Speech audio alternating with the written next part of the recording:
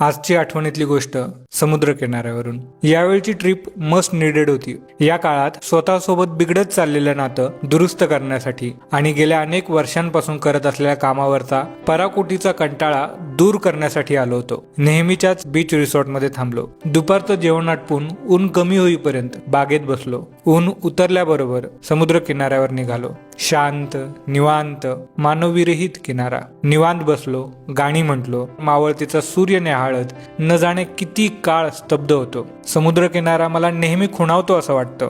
तो जमिनीचं शेवटचं टोक असतो म्हणून नाही, तर तेथून माझ्या पायाखाली असलेल्या पाण्याचं दुसरं टोक आकाशात जातं आणि आकाशाचं एक टोक माझ्या पायाखाली येतं. म्हणून माझं आणि माझ्यामधलं सारं अंतर संपल्यासारखं वाटलं. प्रत्येक श्वासागणिक आपण निसर्गाचाच एक अंश असल्याची जाणीव अधिक गडद झाली. स्वतःला सिद्ध करण्याची धडपड सोडून स्वतःच सिद्ध होण्याचा प्रवास सुरू करण्याची एक वेगळीच इच्छा मनात बळकट झाली. मनात सुरू असलेले अनेक युद्ध संपले. लांबणीत पडत चाललेले निर्णय पक्के झाले.